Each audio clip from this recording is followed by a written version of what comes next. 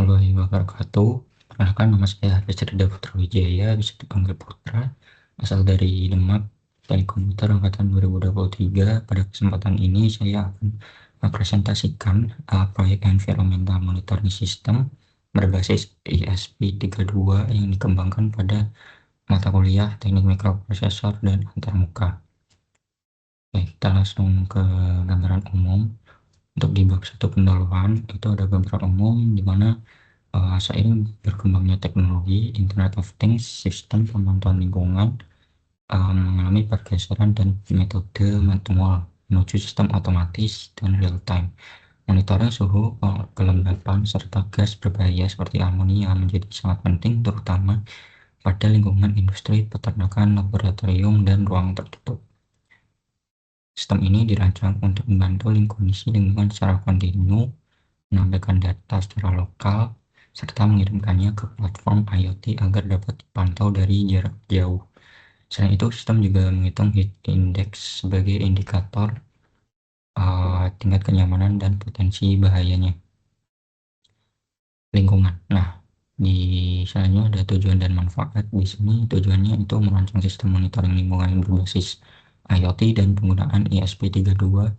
Yang kedua ada implementasi perhitungan heat index secara otomatis. Yang ketiga ada menyediakan sistem monitoring lokal dan jarak jauh. Untuk manfaatnya sendiri itu meningkatkan kesadaran terhadap kondisi lingkungan, mendukung keselamatan dan kenyamanan, dan media pembelajaran. Di bab 2 selanjutnya ada desain sistem secara umum. Di sini environmental monitoring system dirancang sebagai sistem terintegrasi. Terdiri dari 3 bagian utama, itu ada input berupa sensor SHT20 untuk membaca suhu dan kelembapan, serta sensor MQ137 untuk mendeteksi gas amonia. Yang kedua ada pemrosesan, di mana dilakukan oleh ESP32 sebagai pengendali utama. ESP32 mengolah data sensor, menghitung heat index, dan menentukan kategori kondisi lingkungannya. Yang terakhir ada output, di mana berupa tampilan LCD I2C 20x4 untuk monitoring lokal, dan di sini dilakukan secara manual atau lokal. Selanjutnya ada diagram blok sistem. Di sini ada flowchart untuk cara kerja dari alur kerja dari proses operasional perangkat dari awal hingga akhir.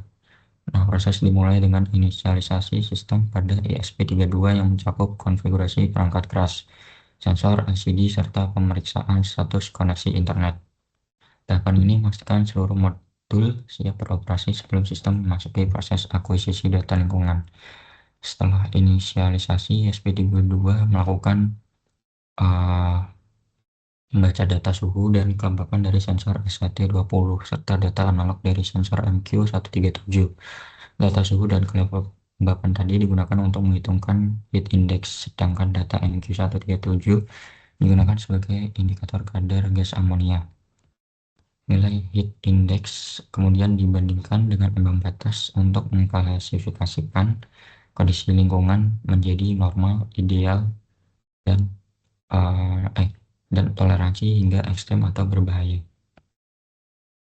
Nah, seluruh data hasil tadi pengukuran ditampilkan pada LCD dan dikirim ke platform IoT apabila koneksi internet tersedia. Proses ini berulang secara kontinu. Selanjutnya ada komponen yang digunakan. Di sini ada ESP32 Node MCU digunakan untuk pengendali utama sistem, pengolahan data sensor, penghitungan heat index, dan komunikasi IoT. Kemudian ada sensor SHT20 mengukur suhu dan kelembapan lingkungan secara digital melalui I2C, terus sensor MQ137 mendeteksi kadar gas amonia dalam bentuk sinyal analog. Kemudian ada LCD I2C 20x4 untuk menampilkan data suhu, kelembapan, amonia, dan heat index secara lokal. Selanjutnya ada skematik diagram sistem. Di sini skematik ditunjukkan hubungan fisik antar komponen yang terhubung ke ESP32-nya sebagai pusat kendali. Nah, di sensor SHT20 yang dihubungkan dengan ESP32 melalui jalur komunikasi I2C, yaitu PIN SDA dan SCL. Komunikasi I2C memungkinkan penerimaan data suhu dan kelembapan secara digital dengan menggunakan PIN yang efisien.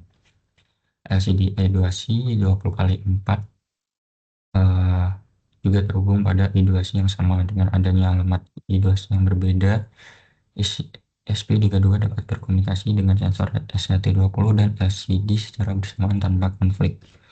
Nah, sensor MQ137 dihubungkan ke salah satu pin ADC ESP32.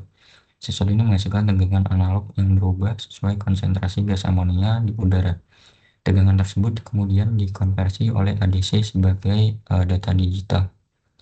Nah, seluruh komponen mendapatkan cadut daya dari pin VCC dan GND SP32 yang didistribusikan melalui breadboard. Cara kerja rangkaian secara keseluruhan ya, sensor membaca kondisi lingkungan, kemudian data dikirim ke ESP32, kemudian ESP32 mengolah data dan menghitung heat index-nya, kemudian hasil ditampilkan pada LCD dan data dikirim ke platform IoT atau Wi-Fi jika tersedia internet.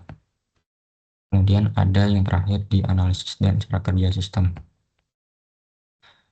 Pada sistem ini, seluruh proses pengolahan data dilakukan langsung oleh ESP32 tanpa memori eksternal tambahan.